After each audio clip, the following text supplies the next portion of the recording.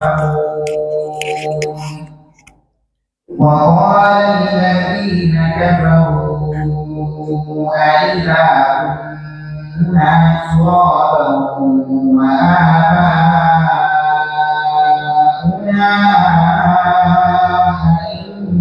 إنا لمخرجون لقد وعدنا هذا نحن وآباؤنا من قبل إن هذا إلا أساطير الأولين قل سيروا في الأرض فانظروا كيف كان عاقبة المجرمين ولا تحزن عليهم ولا تكن في ضيق مما يمكرون ويقولون متى هذا الوعد إن كنتم صادقين. بسم الله الرحمن الرحيم. الحمد لله رب العالمين والصلاة والسلام على رسول الله وعلى آله وصحبه أجمعين. أما بعد،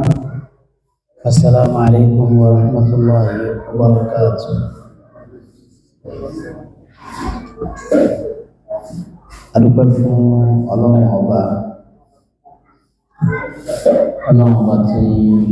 ó ṣe ní ọ̀rùn fún wa láti tẹ̀síwájú àwọn tírà wa láti tẹ̀síwájú nípa àlàyé lórí Surah Al-Mulk. abẹ́lọ́n ọlọ́run kó ṣe ní ọ̀rùn fún wa láti parí ẹ̀. ọlọ́run kó gbà ní ìjọsìn fún wa. gẹ́gẹ́ bí wọ́n ṣe sọ fún wa, Surah Al-Mulk, Surah Al-Najiyah.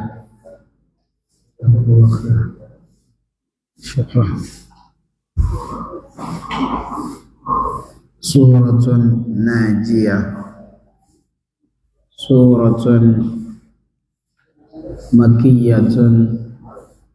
ayatuha 30.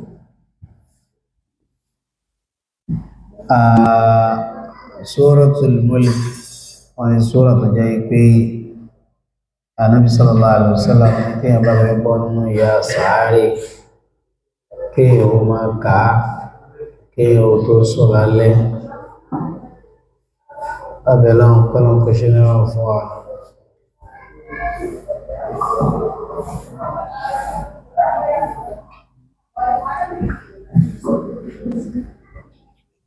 ibi tí a bá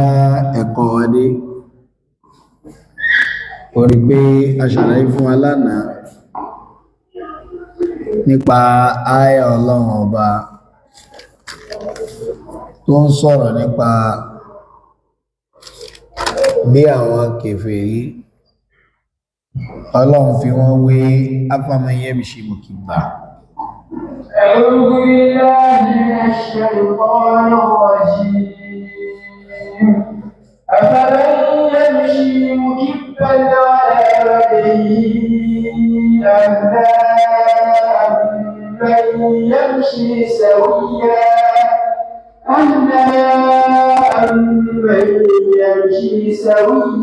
على صراط مستقيم. قل هو الذي أنشأكم وجعل لكم السمع والأبصار والأفئدة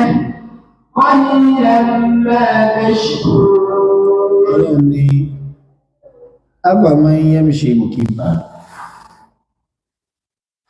akaba wọ́n lò ní bíbá ẹ̀ wọ́n máa ń lò bá mi. wọ́n lò ní bíbá ẹ̀ gẹ́gẹ́ bí ipa ìjẹ́ gẹ́gẹ́ bí ẹni tó dojú dé aláwájì nǹkan tó wọ́n fẹ́ ọlọ́wọ́ fẹ́ pé wà lákèsí níbẹ̀ ní wípé ìfèrè lọ́wọ́ bá rí a sọ fún wa wípé gẹ́gẹ́ bó ṣe kọ̀ọ̀rọ̀ sàṣẹ àì wípé Anas bin Malik bí ìyàn lọ́wọ́ Aisha ọ̀gẹ̀ lánàá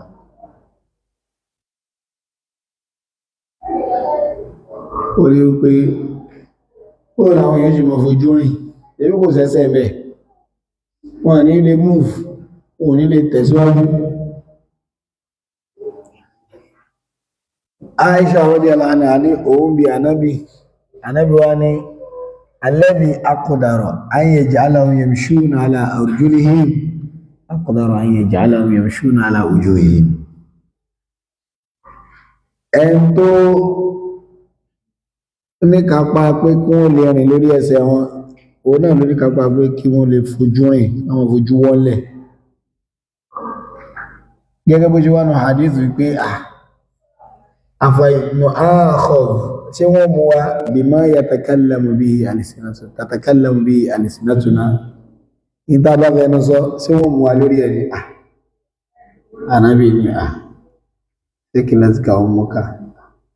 ilé nǹkan mọ̀ sí ilé bá ṣe túnú wà rí Yorùbá pa kí a ní sí ilé àfàìmọ̀ àkọ̀bù náà sùn wa yukharru ala manakhirihi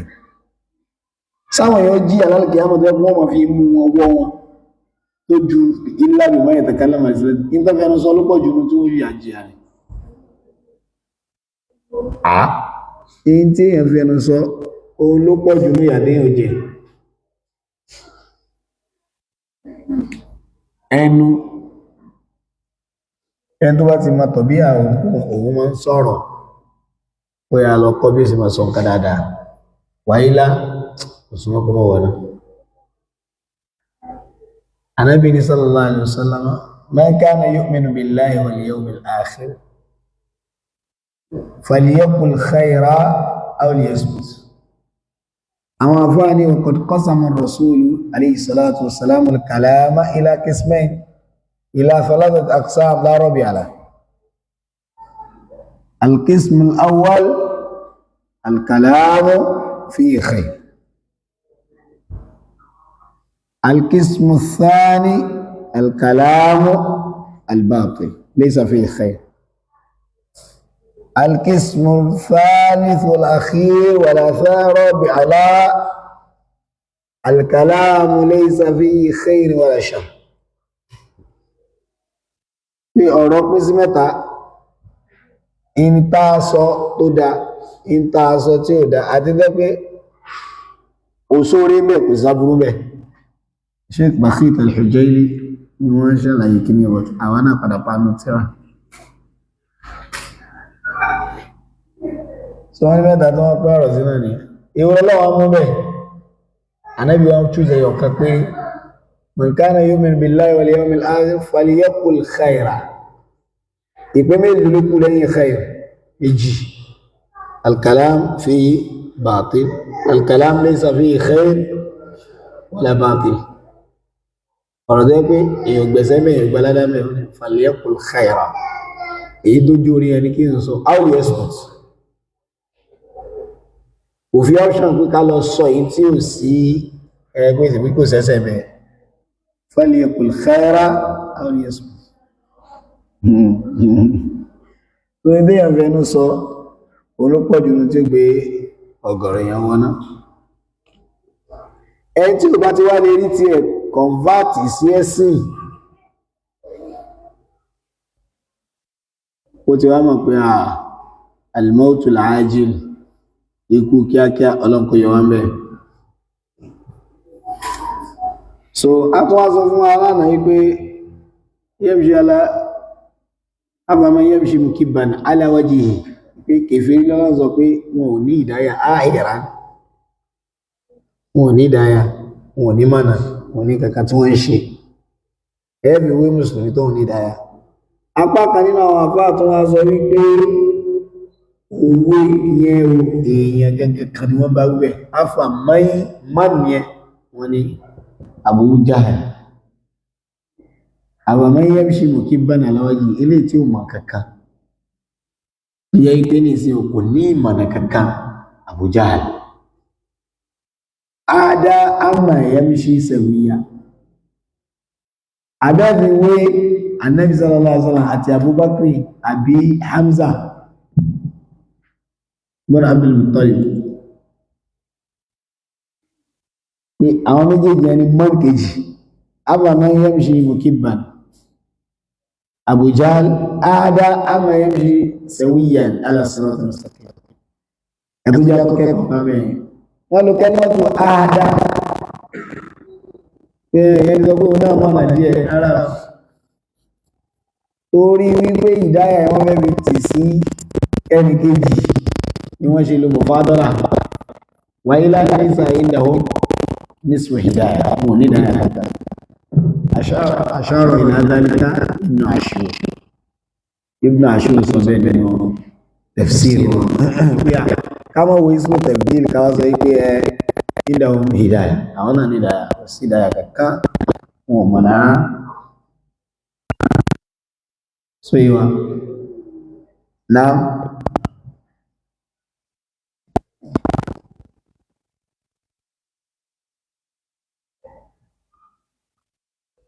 lẹ́yìn náà olúwọba dẹ́ra tó sọ wípé qul huwa alladhi ansha'akum náà قل هو الذي أنشأكم وجعل لكم السمع والأبصار والأفئدة قليلا ما تشكرون قل هو الذي sọ fún wọn pé òun ni ẹni tó jẹ́ pé ansha'akum yẹni khalaqakum min ghayri mithali ẹni tó mú yín jáde yẹni al-insha al-ijad al-insha al-ijad ẹni tó mú yín jáde pé nǹkan yẹn wò exist o wọ́n sì mú jáde min al-adami ghayru mazkur tí èèyàn lè rí fáàsì ọ̀ntí tí ọmọ nìyàn bá tó di oyún ẹwà láìpẹ́ tó ti gbé ó wá tó di tí wọ́n lè pè ní oyún fetus nínú ìyá rẹ̀ ló tó di nǹkan tí wọ́n lè rí fáàsì rárá tọ́ ò ṣe rí fáàsì rárá before that yóò kàn wà ní non-existence ọlọ́run sì mọ̀ pé ń bẹ but lọ́dọ̀ gbogbo ẹ̀dá ìrùkú yányán èèyàn ni o àlùjànnú ni o màláíkà ni o in tí ó exist ni kò ní rẹ́kọ̀dù kẹ́kẹ́ immediately tó bá dé inú oyún tó dé inú oyún rẹ̀ tó di bá sí ẹran kan kò ní rẹ́kọ̀dù tó di mọ́tọ́tọ̀ kò ní rẹ́kọ̀dù tó bá ti fẹ́mi sí lára tó rẹ́kọ̀dù bẹ́ẹ̀ ẹni tó bá ti fẹ́mi sí lára yóò wọ́n ná àbíkú àlùjánnà nínú ọmọnìyàn gbogbo ẹ̀mí tọ́lọ́ sí fún èèyàn àtàlìjànú àtàwọn màláíkà abadi ni ẹ̀mí tí ò ní parẹ́ láíláí ni a fi ẹyọ kan tápá kan nínú àwọn mufassirun sọ nípa ẹ̀mí málàkù kan malakul maut òun nìkan lápá kan náà mufassirun sọ wípé òun ọlọ́run padà pa ọlọ́run padà because wọ́n ní tó bá díjọ́ gbé dal kìyàmà ọlọ́run sọ pé wa nufikha fi s-sur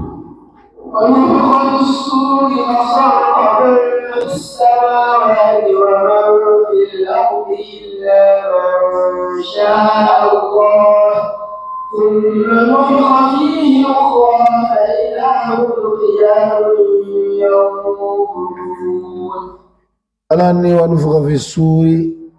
وصيق من في السماوات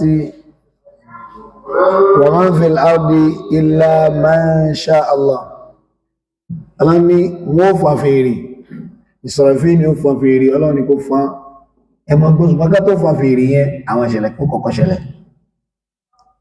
ìṣẹ̀lẹ̀ pé atẹ́gùn kan ó wà yóò pa gbogbo èèyàn tí mẹ́lẹ̀ ayé gbogbo ẹni rí pátá yóò sà wọ́n kó mẹ́ atẹ́gùn yóò wà yóò sà gbogbo ẹni rí kó pa wọn ìmí ò wà yóò parẹ́ pa wọn àmọ́ àwọn ẹ̀mí kan ó sì máa bẹ́ bí kankan kan tó kàn escape kìíní kan bí ikú kan níbì kan bí àwọn kìíní kan bí àwọn mọ̀lẹ́gà kan bí ẹnìkan níbìkan ọlọ́rin kò gbọdọ̀ sí ẹ̀mí kankan mọ́ máa ń fàṣírùn sí sọ ó yá fan fèrè kú ó ní wà núfẹ́ kan fi sọ ìsọ̀rọ̀ bí wà gbé fèrè ó gbogbo ẹ̀mí tó bá ti gbọ́ báyìí ó kú lẹ́ẹ̀kan náà tó bá ti fi ti gbọ́ báyìí lẹ́ẹ̀kan náà illa man sha Allah yóò wá kú àwọn kan àwọn olùmọ̀ ní mẹ́jọ ni wọ́n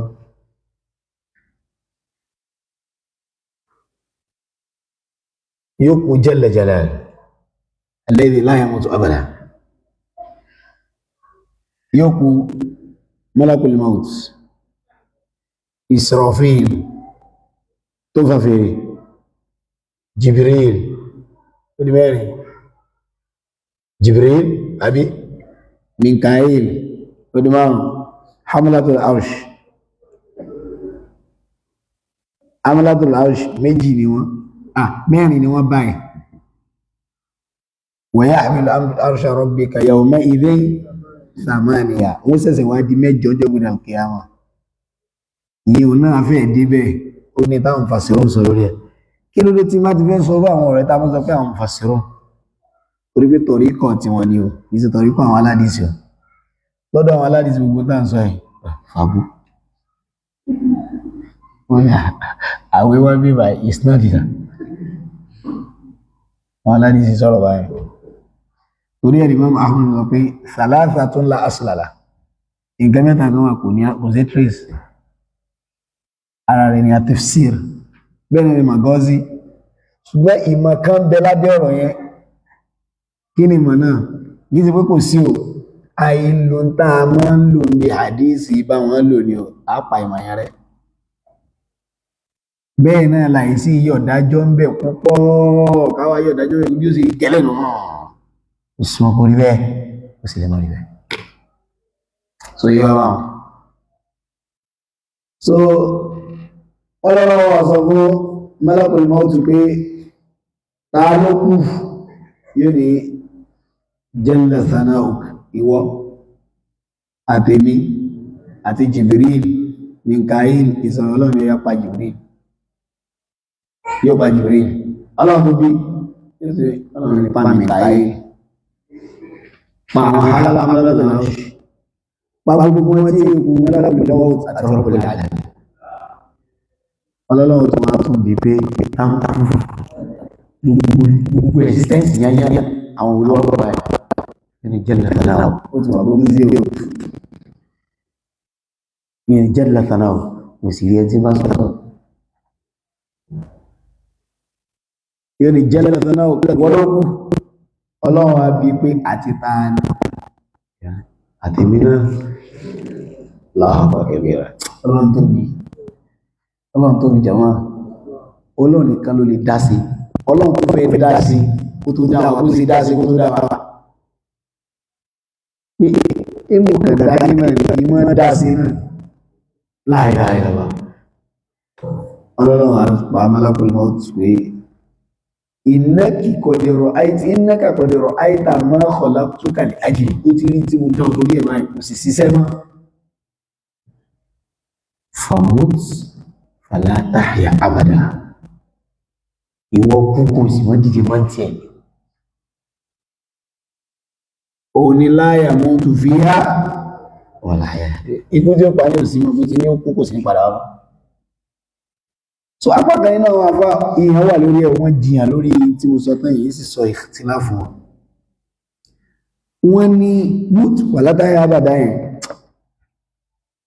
kìí sí pé kò ní padà àwọn kan ní kò ní padà mọ́ pé òun nìkan lè dá ọlọ́run nínú ìran mẹ́ta tí ó jẹ́ pé gbogbo ẹ̀mí tọ́lọ̀ fún àmàdíyà ní tí ò ní padà wọn ni malakul maut òun nìkan lè dá ọlọ́run tí ò ní padà bẹ́ẹ̀ pé wọ́n jí àwọn padà lẹ́yìn ọdún tó wu ọlọ́run wọ́n bá jí wa padà lẹ́yìn ọdún tó wu ọlọ́run báyẹn malakul maut ò ní jí tiẹ̀ ala qawlin ọ̀kan lọ́dọ̀ àwọn afá yóò jí àmọ́ tí jẹ́kú lára rẹ̀ ò ní jí mọ́ ọ̀rọ̀ kejì pé bàlá páyà rẹ̀ ìtumọ̀ ní pé ò ní jí pẹ̀lú tí ò fi máa pààyàn wọ́n ní tí wọ́n fi pààyàn yẹn ó dà gẹ́gẹ́ bí wọ́n máa ń gbóòórùn rẹ̀ tó bá ti fẹ́ pa àwọn yẹn wọ́n máa ń gbóòórùn rẹ̀ bí àgbò pé tẹ́ ẹ bá rí malakul maut tó bá ti tẹ́ bá gbóòórùn kan yẹn yóò yọ ẹ̀mí kò lára yẹn bó ṣe jẹ́ pé tí mọ́ sábà ọlọ́mọ fi sábà bí ẹ̀mí ara ẹ̀ṣin táwọn malakul Jibril àwọn màláíkà máa ń gùn láwọn kan náà àwọn àríhóòlù àwọn fàṣíràn sọ pé máa wà ipò ní Musa Sámìrì ìwòrí màláíkà Jibril ló tọ́jú ẹ̀ ẹ̀ṣin tí màláíkà Jibril bá gbé wá tó bá ń tẹ̀lẹ̀ lórí pélẹ̀ yẹn mí olúwa kójọ tó sọ di òòṣà fún àwọn ọmọ Bani Israel nígbà tí Musa lọ sí ọlọ́gbàwíwá ṣe gbọ́ yíwá yẹn ẹ̀ṣin yẹn ní ìsìnkú ní kọjá lára nǹkan kan àfikà yóò mí tí malakul maut náà ní kọjá lára nǹkan kan àfikà yóò kú wọ́n ẹni gbóhùn ẹ̀yìn kù torí ìgbà tí wọ́n sọ̀rọ̀ pé ìsàlúnẹ́ka ni ro ẹ̀ kí ni ro gẹ̀gẹ̀ kí lè mí gẹ̀gẹ̀ kò sí explain ọlọ́ni kú lè ro min amri rabbi wa utitum min al-ilmi illa qalila ẹ̀tún fẹ́ máa rú ẹ̀ lè máa rú so wọ́n wá torí ẹ̀wọ́n wá náà àdíṣ tó fẹsẹ̀ rẹ̀ pé tó wá tó wá jọ́ gbẹ̀rẹ̀ kí a máa wọ́n mú ikú wá yóò tábì lè máa ó ti ala suratil kabshi wọ́n sì pa òun náà bayna al-jannati wan-nar bí tí ìṣkálù wà ní pé wà látàáyà àbàdá yẹn kí ló wá pakú kí ló wá pa àgbò tí wọ́n dú yẹn tó pè yẹ kókó ọba dúdú kò sí kúmá wọ́n ní in tó pa òní ẹn tó dákú Allah kò sí kú mọ́ ṣùgbọ́n wọ́n kẹfẹ́ fi ọmọ náà tọ́mọ àlìjẹ́nà pé kí inú ọmọ àlìjẹ́nà lè dùn sí pé àti ẹni kú kí inú ọmọ lè bàjẹ́ sí pé ó gbọ́dọ̀ wọ́n sì kú rúkú bí ṣe táwa wà yìí kò tó sí kú ọlọ́run bá náà jẹ́ ọlọ́run ṣàánú wa wọ́n ní túmọ̀ rẹ̀ nìyẹn wọ́n ní tí malakul maut bá wá kú wáyẹn lórí ìkìláàfù tí mo ṣàlàyé táyì ọlọ́run ọbọ̀ wà dúró bẹ́ẹ̀ yóò wà ní limanil mulkul yawm náà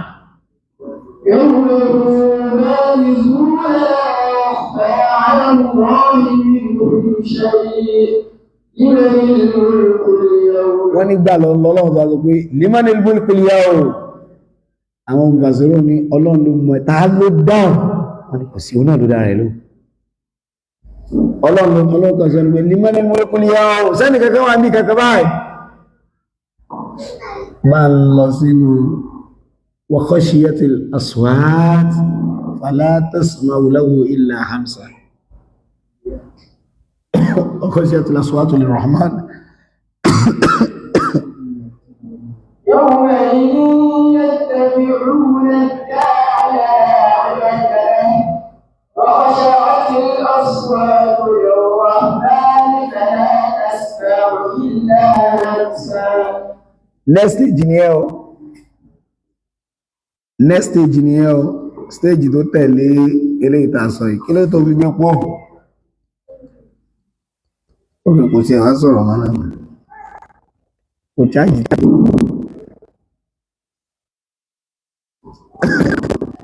next stage ni ẹ o wọ́n ní ọlọ́run bọ́ sọ pé limanil mulkul yawm ta lórí ìkápá lè ní ẹni ọkọ̀ mi lè dáhùn ní sọ pé àwọn Trump lágbára àwọn Trump lágbára kódà nígbà ètò ayé àwọn alágbára ti kọjá agbára tó yẹ pé Congress gan wọn ni wọn lè ní ìṣòro fún president ságbára mi àwọn imperials ti kọjá wọn kò sí ní jẹ Congress ọ̀rẹ́ ọtí wọn Congress kò sí kíní kan senators kíní jẹ́ bẹ́ẹ̀ òun yóò gbàgbọ́ pé tá a fẹ́ ṣe rèé kò sí yàrá ìyá ẹnìkan tó sọ pé rárá àwọn ọba ilẹ̀ Yorùbá ti jẹ́ wọ́n ti jẹ́ wáyé bẹ̀rẹ̀ ẹwọ́n táwọn ọba Ọlọ́run kó bá sọ àwọn tó wà lórí tàwọn ìdọ́ ọlọ́mà sọ lórí dáadáa ẹwọ́n táwọn tó bá kù àwọn ọba ilẹ̀ Yorùbá ti jẹ́ wáyé bẹ̀rẹ̀ wọ́n ní báyìí kò sí Congress kò sí election kò sí nǹkan kan wọ́n mọ apply immediately ṣé láti pẹ́ bá àwọn ohun ẹ̀rọ rẹ̀ láti lè fi ìbò yọ kíní jáde pẹ̀lú tó bá bẹ̀rẹ̀ látòrí àwọn ọba aláyé náà láyé lófin Nàìjíríà local government chairman lè yọba local government chairman ọba wa nù ìtumọ̀ mulk al-mulk local government chairman bò mulku ọba àwọn tó tún rí sí díẹ̀ irú àwọn ti sàn díyà pẹ́ẹ́pẹ́ yóò ní ẹ̀tì bẹ̀yẹn wọn ò ní sẹ́ bèèrè pé kílẹ̀ nígbà sí ẹni tó bá bèèrè wọn lè tì mọ́lẹ̀ ìgbà tí apá kan náà ń fàṣírùn tí wọ́n fẹ́ tú ọ̀rọ̀ Ọlọ́run tó sọ wípé ẹ̀mọ́gbàgbé alátọ̀ríkọ̀ tó ń fàṣírí tó sọ wípé wa idh qala rabbuka lil malaikati inni ja'ilun fil ardi khalifa bàtọ́lọ́ ọmọ ìwọ̀n màláíkà pé ní ja'ilu fil ardi khalifa qalu ataj'alu fiha man yufsidu fiha wa yasfiku ad-dima'a wa nahnu nusabbihu bihamdika wa nuqaddisu lak. Ibn al-Jawzi rahimahullah ọlọ́nà ní àwọn olórin sọ́yọ̀ àwọn ilé inú àwọn màláíkà ọlọ́nà ní fún parẹ́ la yus'alu amma yaf'al ní ìsọ̀rọ̀ kí a máa tún repeat pé kí ló dé kìí sọ́lọ̀ wọ́n ní ẹni múlùkù ọlọ́run gẹ́gẹ́ bí múlùkù èyí mọ̀ gbọ́ náà ni èyí kàn mọ̀ gbọ́ náà ni torí ẹ̀ àṣẹ ìwà látọ̀dọ̀ ọlọ́run bá rí káàkùn sàbí orí kó le kánàbí wọn kọ̀kọ́ sọ fún wọn pé ẹ sọ pé ti gbọ́ náà ọlọ́run tó sọ pé walau anna katabna alayhim an iqtulu anfusahum aw ikhruju min diyarikum ma fa'aluhu illa qalilun minhum tó ní ẹgbẹ́ tá ní kẹ́ para yín lórí nìsáàdìsáwọ̀ ẹni ọ̀rẹ́ para rẹ̀ ọlọ́run sì ti ṣe rí àyà Kùránì ní ìwúlẹ̀ sí wọ́n ní Surah Al-Baqarah ọlọ́run sọ pé Musa sọ fáwọn ìjọ rẹ̀ wípé wa idh qala Musa liqawmihi innakum zalamtum anfusakum bittikhadhikumul ijla fatubu ila bariikum.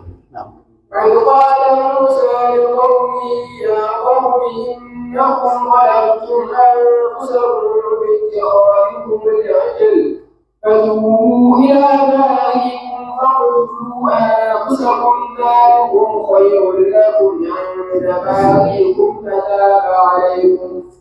إنه هو التواب الرحيم. Alani Musa ń sọ wọ́n jọ rẹ̀ pé innakum zalamtum anfusakum bittikhadhikumul ijl ẹ ti ṣiṣẹ́ o ẹ̀yìn ló ń sin màánù ní ìrí àná ó sì ń pa òpónú níwọ̀ àjọ láodò kọjá ni ẹrábìnrin tọ́lọ̀ ń ṣe fún ẹ̀sì tún fi rán ẹ̀sì tó ń sin màálù pé òpónú ni fatubu ila bariikum ẹ̀yà tètè túbà lọ sọ́dọ̀ al-Bari ẹni tó dá yín láti bí bẹ́ẹ̀ sí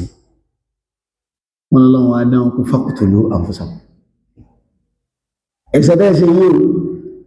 ewu àyà Kùránì ni kò sí dínà ẹ̀ faqtulu anfusakum ó yẹ para yín bẹ́ẹ̀ máa fi kí n dárí jì ṣe mọ́ tó tẹ̀lé fataba alaykum wa afa ankum fataba faqtulu ilẹ̀ bá rí kùfàtà fáàyẹ lóṣù pé wọ́n para wọn àwọn tó ní mọ́ ní sọ pé ààrùn gbọ́dá sí ọlọ́dún ní ká para wọn wọ́n sì bẹ̀rẹ̀ sí para wọn bí mú tẹ̀kẹ̀ sí ìbùsẹ̀ tún ilẹ̀ kan ṣúlẹ̀ kan náà wọ́n sì para wọn ọlọ́run tó sàánú wọn pẹ́lẹ̀ ṣú àánú tó ní kí lànú yẹn ọmọ tí ó pa ìyá rẹ̀ kó lè bá kó mọ́mọ́ pé ìyá rẹ̀ ló pa àwọn tó kù tó sọ fáìlì ló kù ọlọ́run darí jì sẹ́yìn tó kù rẹ̀ tó ti ṣó pé ọlọ́run ní múlùkù kò sí tí ò lè ní ká ṣe kò sí tí ò lè sọ pé ẹ ṣe inna Allahu yaf'alu ma yurid wọn lọ́wọ́ sọ pé limanil mulkul yawm ta lọ̀gá lónìí ta gangan láàsọ pé ọlá ń bẹ lọ́wọ́ ẹ̀ lónìí wọn ọlọ́run ọmọ iye ọdún tí ó fi wà báwọn tẹ́nìkan kan ní dáhùn ọlọ́wà ní lillahil wahidil qahhar àṣími nìkan náà ni wọ́n tóbi ìgbọ́nà tóbi jẹun lillahil wahidil qahhar ọlọ́wà nìkan ló tóbi àwọn òkú òun ni wa khashiyatil aswat خشعت الأصوات للرحمن فلا تسمع إلا همسا. Tó bá dijọ́ gbé al-qiyāmah lẹ́yìn ìgbà tó lọ́n ṣe nǹkan ṣe rí bá a ṣe ń retí al-qiyāmah yìí abúwọlé o bá a ṣe ń retí al-qiyāmah yìí torí pé òkú láwà ń gbà náà ni àmọ́ yọdún tọ́lọ́ tó tó gbé àdìjí gan lẹ́yìn ìgbà tó wá payé rẹ̀ tán àmọ́ yọdún kọ́ sọ́lọ́ ìkanjú àmọ́ yọdún tọ́lọ́ kọ̀kọ́ fi dúró gan náà pé ẹ ti ẹ̀kọ́ mọ̀ wá bẹ̀yẹn náà tọ́lọ́ máa ní káàkà lu ọjọ́ kan kì í ṣe ẹni tó ẹlòmíì ti lo 8,000 years ní ẹ̀pẹ̀ báyìí ayé tó fẹ́ para rẹ̀ torí ẹ̀yẹn o ẹ̀yẹn tó ń gbọ́ fẹ́ mọ́tò kan fẹ́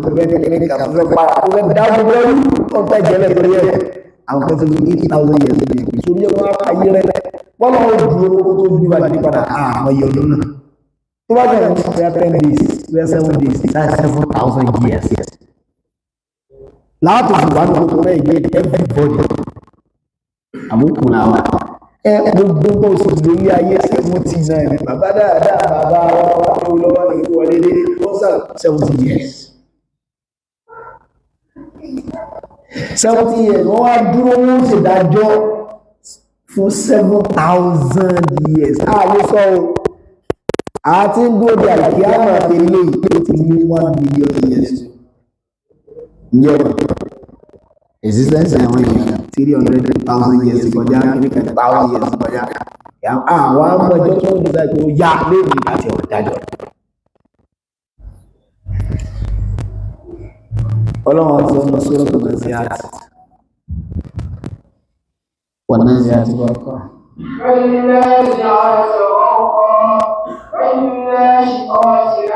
ọlọ́run búra bọ̀ bẹ́ẹ̀ ni búra bọ̀ bẹ́ẹ̀ ni فالسابحات سبحا فالسابقات سبقا فالمدبرات أمرا يوم ترجف الراجفة تتبعها الراجفة قلوب يومئذ واجفة أبصارها خاشعة. ọlọ́run bá wọn sọ gbogbo tí ó ṣẹlẹ̀ ní tó bá ti gbé ọmọ nìyẹn dìde tán أبصارها خاشعة yóò mọ̀ yẹpẹrẹ o ojú èèyàn wà wọnú o yaquluna inna lamarduduna fil hafira ẹwà o sí wọ́n padà gbíwà dìde lóòtọ́ wa idha kunna 'idhaman nakhira tí egbó tó ti di gbọ́ qalu tilka idhan karratun khasira táa bá ilé padà wálé ayé àti ṣòfò lọ́pọ̀lọ́ ní orí gbíwà dìde lóòtọ́ àwọn ẹ̀mọ́ táwọn sí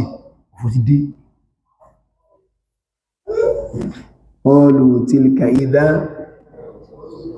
kí ló dá tẹ́lẹ̀tẹ́lẹ̀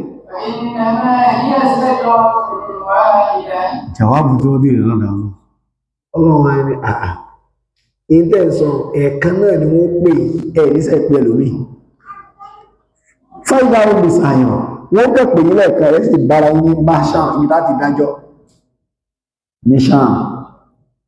Palestine ẹni wọ́n ti dájọ́ ó sì rí ní dáwọn afẹ́sọ́nù ibi tẹ́rí tán já sí wọ́n ti dájọ́ ìrìnàṣẹ́ wà gbà wá ọlọ́run mọ́ dáre yóò fẹ́ funfun sí ní yẹpẹ́ rí orí qawlun min aqwalil mufassirin ọ̀rọ̀lá ń bí sàáyà ibẹ̀ iná ń bí záyà àwọn Yahudi ma dánzì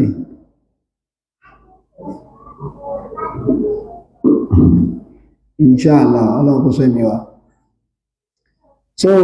ọ̀rọ̀lá ń bí sáyà wọ́n ti débẹ̀ ọlọ́ni innama hiya zajratun wọ́n ẹ̀kan náà wọ́n wà pé gbogbo tẹ́ wọ́n jìyàn sí ẹ̀kan ẹni tí etí rẹ̀ ti gé kíní kan wọ́n ti mo fi pé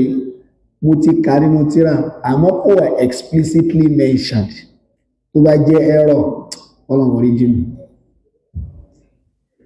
àwọn tó bá kọlà wọn ní bá ìlà lójú wọn tó bá jẹ́ pẹ̀lú kí àwọn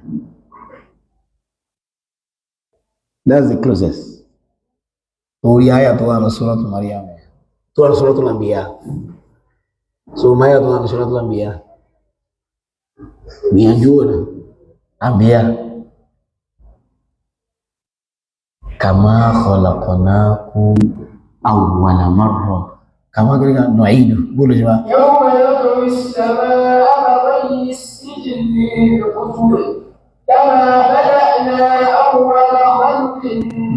نعيد bẹ́ẹ̀ ni kama bada'na awwal khalqin nu'id ndo ta dá ike tó lọ lé ayé ilé fàlà fúnra yín ní bala ń bẹ inú ẹlòmí ò ti dọ̀pá ọpẹ́ o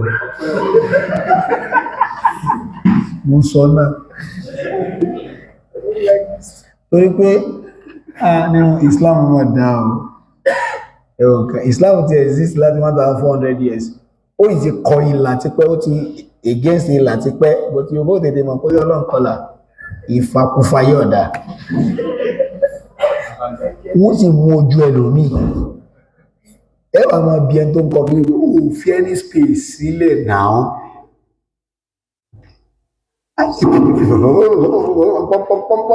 yóò tó sáìn sílẹ̀ in case ẹ bá ní ẹni tí ó tó bá yẹ kọ́ wọ́n á lóòrùn wọ́n ní títa ríro làákọ́lá tó bá ti kíta yóò àdógí níbù but Ọlọ́run tó bí jàmọ́ ẹgbẹ́ Ọlọ́run tó bí jàmọ́ sísítà kan wà gbátà wà léwe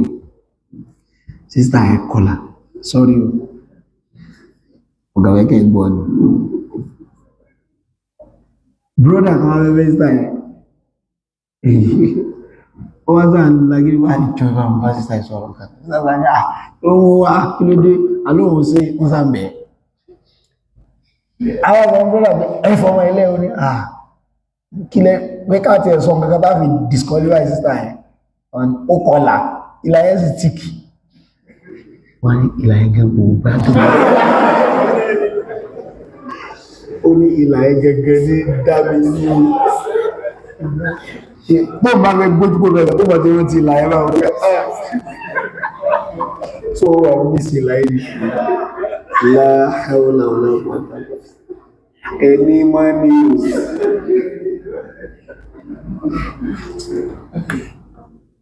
ẹni máa ní o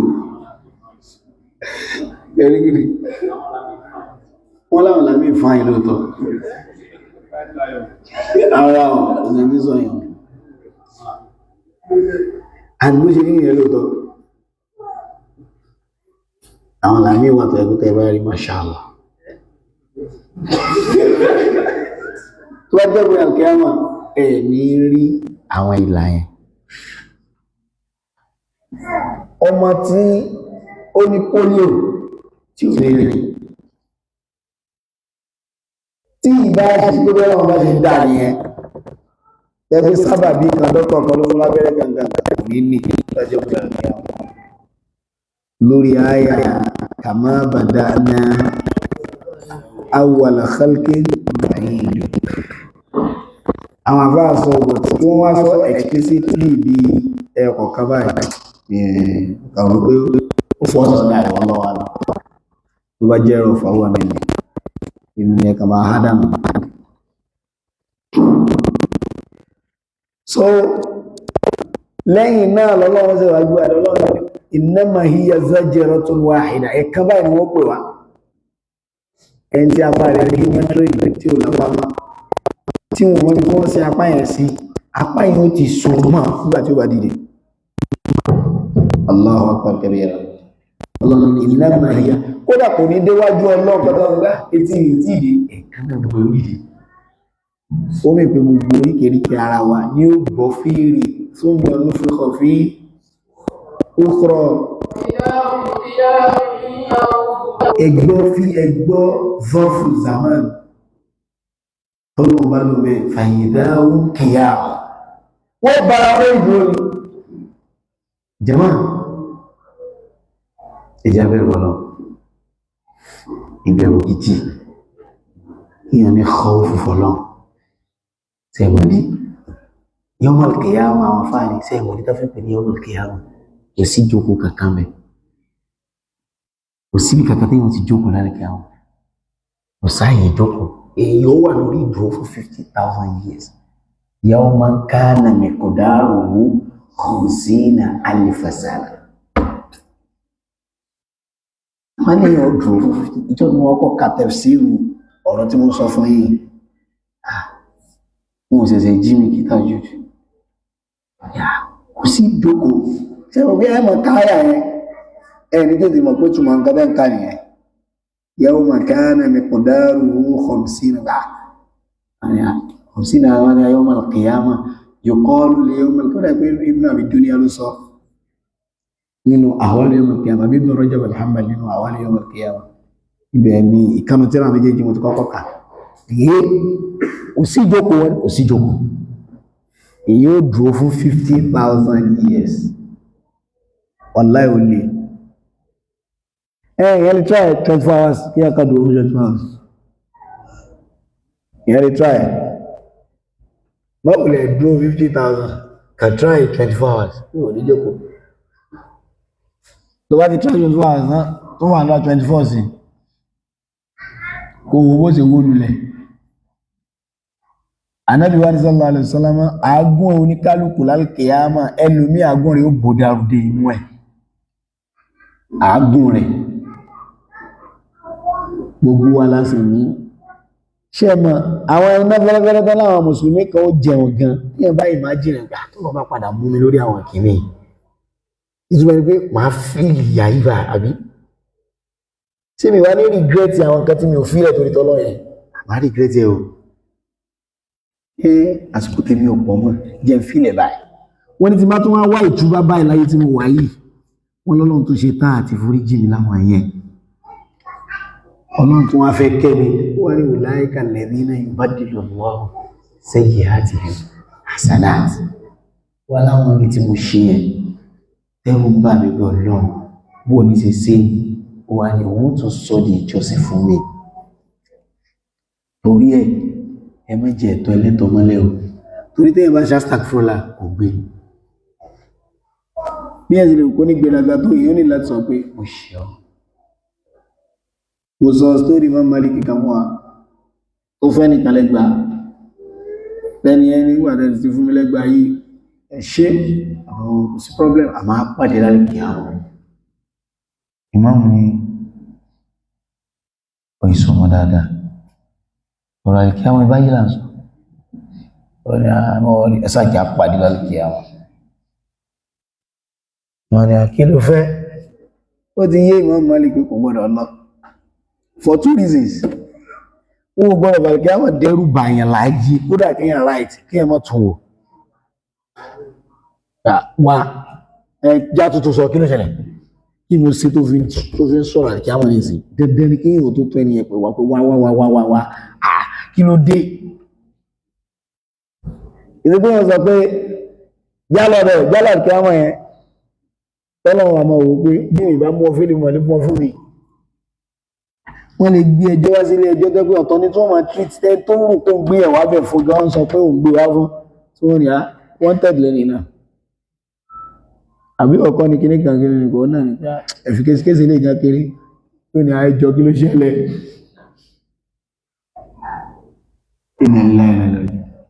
ọlọ́run wá ló mú wa gbéwàdì lẹ́yìn ìgbà tó máa gbéwàdì díẹ̀ ní ọkọ̀ ṣe àti al-aswat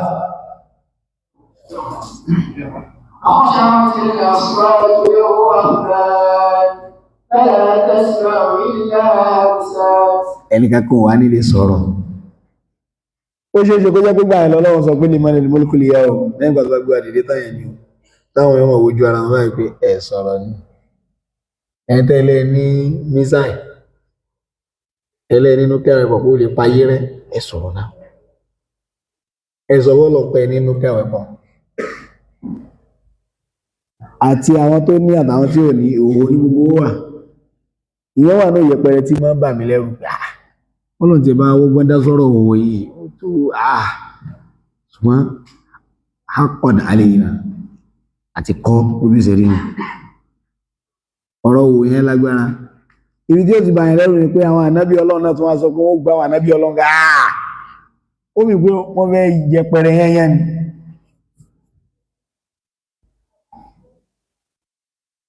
hadith tó wọ́n gbé òdìdè ní ò bàyàn lẹ́rù kí yẹn chẹ́kà rẹ̀ àbí tí ò bá ní tìjú ta ló máa ń wà ní hálà kó dáwà tí wọ́n wọ́n gbá ṣí ìrìn àti gbọ́dọ̀ rí mi báyìí òdì ẹni ẹpẹrẹ nìyẹn. Ìjọmọlúwàbí èèyàn bàjẹ́ níjọ́ tó bá rí àwọn ti dáyà.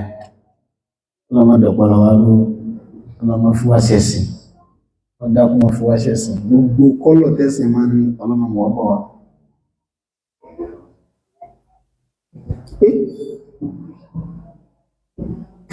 Yẹpẹrẹ ni. Jábìrì bin Abdullah ó travel láti Medina lọ sí Misra lọ gbọ́ àdísì pé ìjọ tó gbọ́ pé ó wá jọ gbọ́ nínú Ànábì ni ó wá sọ pé àwọn ọlọ́gbà náà ò lẹ́yìí pé dákun àdísì mú fẹ̀rẹ̀ kájọ sí mọ̀rọ́jà rẹ̀ pé wọ́n gbọ́ àdìrẹ́lì kìámà ni ó láì ní bàtà tí wọ́n dábẹ́ fún wa ló tú àyà pé kàmá khalaqnakum awwala khalqin nu'idu bẹ́ẹ̀ náà ẹ̀bá wà dábẹ́ fún òun yìí dábẹ́ fún gbogbo ẹ̀ ní padà. So ọlọ́run wa mú ọlọ́run sàpẹ́lẹ́ fún wa níjọ́ náà ọlọ́run sàpẹ́lẹ́ ọ̀rọ̀ yẹn náà àpẹẹlẹ tó pọ̀ gẹ́ ọlọ́run ti jú ẹgẹ́ wọ́n wọ́kọ́ rọ wọn sábẹ́ àrùsùn àwọn ilé ẹ̀kọ́ wọn sábẹ́ àrùsùn. Mo fi ọlọ́run bá bẹ̀yìn ẹ̀ tó rí zina tí ó sá fún ẹ̀ tó rí olówó tẹ́rù bá sọ́nà lè tijú rẹ̀ ní òkú níṣẹ́ ẹ̀. Kò ní nǹkan kan tí ń sọ fún pé ìgbà mojú pé ọlọ́run forí jiyàn kò wó pé mo fẹ́ dìsáàvù ìkẹ́ ọlọ́run láìkí àwọn mo fẹ́ dìsáàvù kọ́lọ́run tijú ọlọ́run tó dáwọ́ sí tún wá tijú wa bọ̀ yóò tijú àwọn ẹ̀dá kan. Ṣé bíbí kan lè yóò sin lọ́run bá dé tọ́lọ́run fún wa tijú èèyàn ìmọ̀ bóyá gẹ́ẹ̀tì mi jẹ̀mọ́ yá àlàgbẹ́já ọlọ́run kò tijú ẹ̀ ìfẹ́ sẹ́ ẹni tó lọ́wọ́ tìjú láìkí àmà ó náà ti tìjú ọlọ́run ọba ṣáájú láyé ní tìjú tó lágbára ìtìjú tó lágbára àwọn ọmọ fílẹ̀ fọ́lọ́run pọ̀ fílẹ̀ fọ́lọ́run ọlọ́run fún wa ní tìjú tòótọ́ táà fi tọ́ sí tìjú tàkí àmà ọlọ́run fún ẹni kọ̀ọ̀kan wa ọlọ́run ràn wá lọ́wọ́ foríjì wa lórí àwọn ẹ̀ṣẹ̀ wa.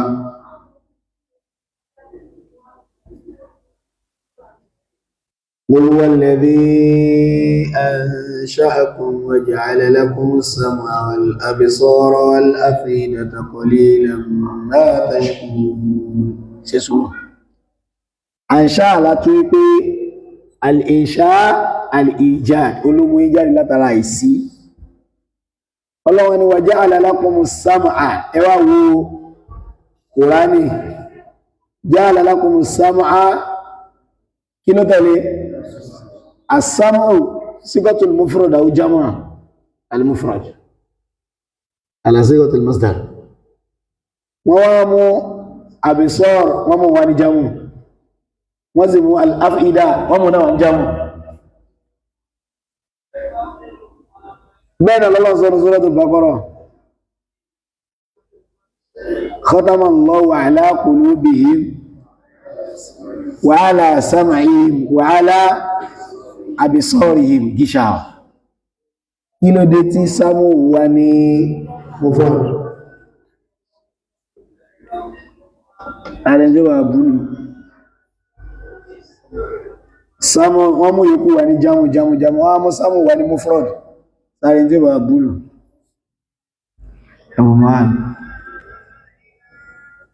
ẹbúlù ọlọ́run ìwọ̀nàṣẹ́ ọ̀yá kò sí kankan nílẹ̀ subhanallah. Al-Imam Ibn Ashur rahimahullah wọ́n ló lè jẹ́ ipé torí wípé ọlọ́run mú sámú wà already lórí mufrad láti ṣe pé masdari ni òun náà túmọ̀ àwọn yòókù yẹn ṣùgbọ́n lágbára wípé asma'u kò bá ọ̀rọ̀ yẹn lọ tó ọlọ́run bá sọ pé sámú ní bá mú wa pé tààlápọ̀ pẹ̀lú básọ̀rọ̀ wa pé tààlápọ̀ bí páwọn sọ pé ọ̀nà tó gbà connect mọ́ etí wa ọ̀nà èmi ò nímọ̀ nípa rẹ̀ kì í sì ṣe àdísì sábì sọ pé wọ́n mú ẹ̀rí wápá náà bí lè sọ bẹ́ẹ̀ sallallahu alaihi wasallam àmọ́ àdìgbò bọ́lá ti lò mí nìyẹn walladhi ansha'akum wa ja'ala lakum sam'a wal absara wal af'ida qalilan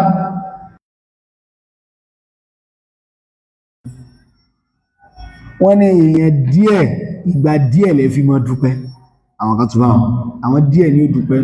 láàrin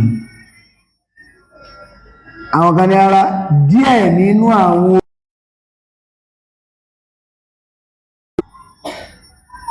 pé tó bá wọ́n dúpẹ́ ní ìsìn ẹmọ wọ́n díẹ̀ ní ó dúpẹ́ bẹ̀ ìjọ tí ó bá mọ pàtàkì etí ní ọlọ́mọ dúpẹ́ yóò ti gbàgbé pé òun wá sí sọ̀rọ̀ tó ń gbọ́ ìkẹ́ Ọlọ́run ẹni tó ti rẹ̀ bá wá síìsì fún bí ọdún kan tí wọ́n ń gbé lọ hospital wọ́n ní in the next 6 months yóò mọ̀ gbọ́rọ̀ padà ìjọ tó bá wọ́n gbọ́rọ̀ yóò ṣe ṣùjú gbogbo tẹ́ sọ yóò ti mọ ìyà tó wà wípé àṣẹ kí èèyàn tó lè bá èèyàn sọ̀rọ̀ tẹ́ bá ń lo MTN ọmọ mo kàn gbé wá mo sì ní àló yẹn owó kan ti kú ó yẹ jẹun bóyá get mathematics yìí tí n bá gbé kọlù àti máa ṣe àló sẹ́yà kan èló ló kú èló lẹ́mìsẹ̀ ń já nìsín ẹ̀tẹ̀ ẹ̀yà sọ ẹ̀tẹ̀ lẹ́tẹ̀l lẹ́tẹ̀l àwọn sọ́lẹ̀ a seconds ni okay now internship kan ni ẹ ṣe owó tẹ́lẹ̀ charge fún ni kọ́sẹ̀ rí bí ọwọ́ yá náà kẹ́ ra síbẹ̀ kẹ́ni àlejò kò ní gbọ́dọ̀ àbí ẹ ṣe pé because testing charge yẹn owó kan náà lẹ́sìn charge ṣẹ́bẹ̀ mọ́ bẹ́ẹ̀ ẹ ṣe owó tẹ́lẹ̀ ra fóònù ẹ ṣe oríṣiríṣi bẹ́ẹ̀ ń kọlu tẹ bá ṣe gbogbo yẹn tẹ́tí ò bá ṣiṣẹ́ sí kọlu wúlò náà kò wúlò so a lè tún qalīlan mā tashkurūn díẹ̀ nínú àwọn nǹkan ilẹ̀ wọn dúpẹ́ a lè tún qalīlan mā tashkurūn ìgbà ìgbẹ̀bí dúpẹ́ nínú tá ti ṣàlàyé rí ikhtilāfu tanawwu' àti ikhtilāfu tadād èwo lágbélé sí ṣé tanawwu' ni àbí tadād tanawwu' ló jọ pé gbogbo ẹ̀ náà ni qalīlan lè ṣe kí ni ló lè bá sí pé díẹ̀ lẹ mọ́ ń dúpẹ́ èèyàn díẹ̀ ni tó ń dúpẹ́ díẹ̀ kẹla ní omi kò ṣe kó papọ̀ ikhtilāfu kí ní à ń pè ó tanawwu' wallahu a'lam walladhī dharākum fil ard قل هو الذي ذرأكم في الأرض وإليه تحشرون Ọlọ́run ní ẹtún lọ mọ̀ wípé Ọlọ́run bá dharākum bathtakum fil ard nínú àánú Ọlọ́run ni pé kò tún fi yín sójú kan kẹ́ni ẹ pa kí ní ìrànwọ́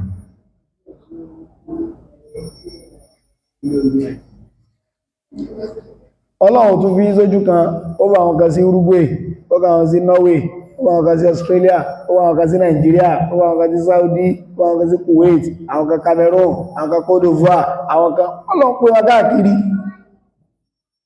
èèmọ̀ kan sì wà níbi tó Ọlọ́run dá wa sí o jàmá ibi tá a bá ń gbé wọn reflect ní even look wa tẹbárí Hausa ya Hausa rẹ̀ ní tẹbárí Igbo ẹni Igbo tẹbárí Igbo tó jẹ́ ìpínlẹ̀ Yorùbá náà bí sí ẹ ní dàmọ́mọ́ pé Igbo ni ẹmọ̀ look Ọlọ́run ló mọ́ bó ṣe kìíní ẹ̀ ìwọ̀n jọra bákanbákan bá ṣe gbé Ọlọ́run walladhī dharā'akum Ọlọ́run dá yín sáyé oríṣiríṣi ààyè fil ardi wa ilayhi tuhsharūn ẹ má torí ààyè tọ́lọ́run bá dá yín sí ẹ̀ṣẹ̀ ní kí ẹ má sọ pé Ọlọ́run rí Saudi kò fòun sí Ọlọ́run rí Kuwait tó wá dáhùn sí Nàìjíríà ẹ̀ṣẹ̀ ní o kí ẹ má sọ bẹ́ẹ̀ pẹ̀lú ọ̀rọ̀ Ọlọ́run tó sọ pé walladhī dharā'akum fil ardi wa ilayhi torí pé ìsìnáfù bàyání ni bí ẹ náà ṣe jẹ́ ìsìnáfù bàyání ìsàlàyé nǹkan kan tí wọ́n lè bi wá ní léèrè wípé ta ló ṣe wá lórí ilẹ̀ báyìí náà táwà lóríṣiríṣi àwa ni huwa alladhī dhara'akum fil ard so ìwà jàmáà so ẹ̀ṣẹ̀ ní kéèyàn máa sọ pé ọlọ́run á dáhùn sí àwọn èèyàn máa fi ń ṣàwàdà ká yọpọ̀ nú àwàdà tó kò nọ́mà pé ọlọ́run á dáhùn sí Nàìjíríà ala ya'lamu man khalaqa wa huwa al-latiful khabir ọlọ́run ibi tó bí fi tí oníkálùkù wípò sí wá Nàìjíríà ẹnìkan wà Saudi kò túnmọ̀ sí pé yóò rí kí ọlọ́run jù ọ lọ lóòótọ́ màáyí alágbára bọ̀ ṣe bó mọ̀ pé a rí ọmọ Kuwait tí mo gbó ṣe bó mọ̀ ẹnìkan sọ pé àwọn ọmọ Saudi tí ń ṣe ìzìnà wà ṣíṣà ẹnìkan rẹ̀ pé àwọn ẹni tó gbé Saudi tí ò ṣẹ̀sìn tó bí wọ́n ti ń ṣẹ̀sìn wà tí ó yìí kí ohun Saudi àwọn gbé Saudi wọ́n ní tí kírùn ẹni tí kírùn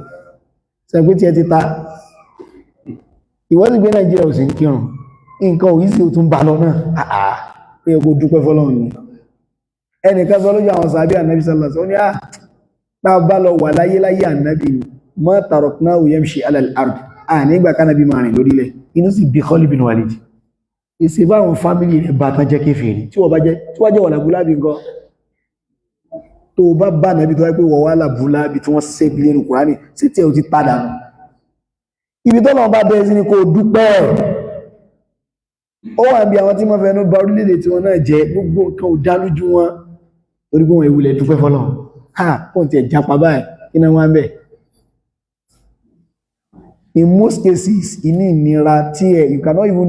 you are not free second class citizen ní ọ níbi tó wà tó èdè bí tó èdè lọrin yóò wá fún alimi òye ìdáfún ìjà ni ṣé wọ́n bí ọ̀dá wọ́n bí ọ̀rẹ́ níbi tó wà yẹn ó mú ẹran síta kọ ojú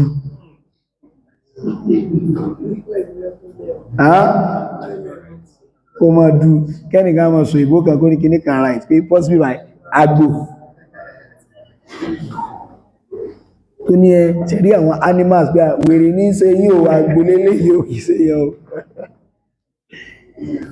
àánú ọlọ́run àbìta wà wallahi ọlọ́run tí ẹ̀tún wá dọ́mọ Nàìjíríà dápọ̀ a ní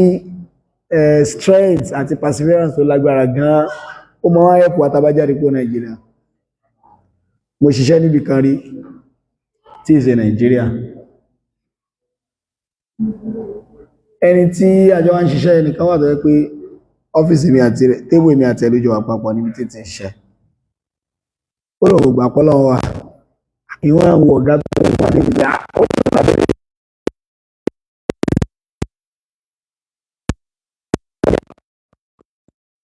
mo kàn oríṣiríṣi débi súra mi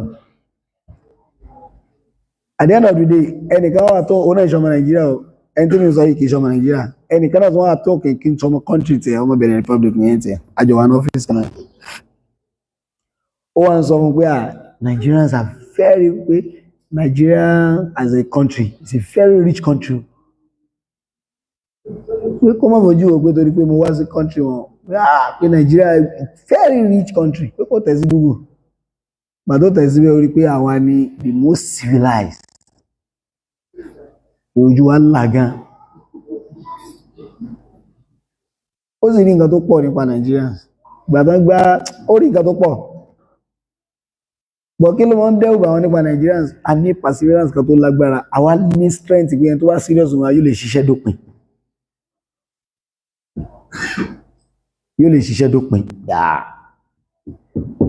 kí ní kò sí problem gbogbo tí wọ́n pè ní ìyá yẹn wọ́n tó wọ́n gbé ìyàbá ò wọ́n enjoy it. They know how to find their way to the top.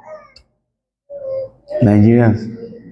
So, and a lot of good people. Àwọn èèyàn tó dá wà láàrin. Tó bá pé nínú wa náà ní gbogbo àwọn àfáà ìwà. Àwọn èèyàn tó dá wà láàrin wa nìyẹn.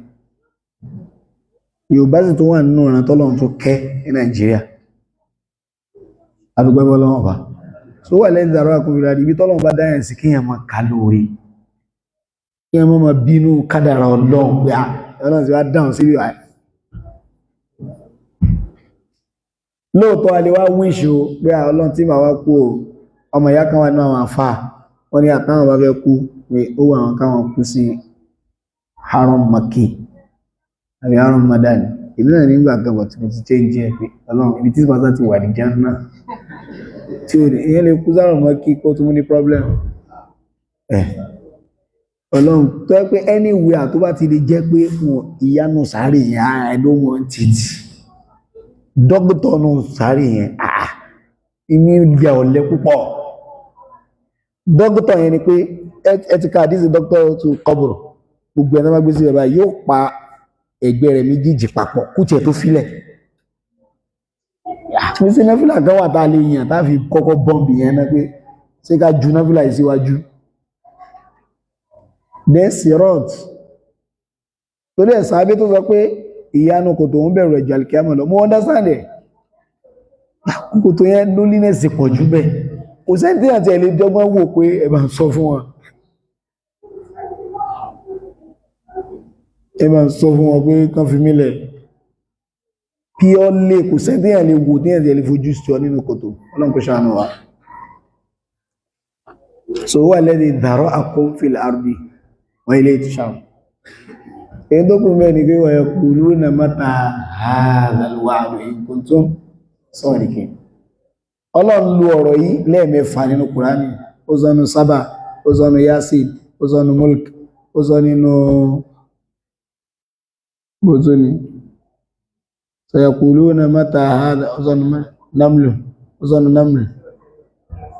ẹ̀mẹ́fà lọ́lọ́run rí pé tí ó sayaquluna pé wọ́n ń sọ bẹ́ẹ̀ kí ló dé táwọn kèfèrí sọ pé ìgbàwo inshallah belat belola subhanakallah walhamdulillah inshallah ila assalamu alaikum warahmatullahi wabarakatuh beri ọ̀kan péré náà ni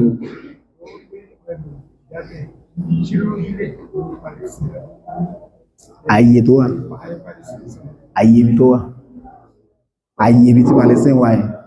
torí pé kò kí ń ṣe ilẹ̀ rẹ̀ gẹ́gẹ́ ni wọ́n lò mọ́ ṣe gẹ́tì Christian who has right to Christian gbé ìfitọ́rù kalẹ̀ fáwọn òbí rẹ̀ tó ti kú wọ́n lè jẹ́ Allahu a'lam subhanakallahumma wa bihamdika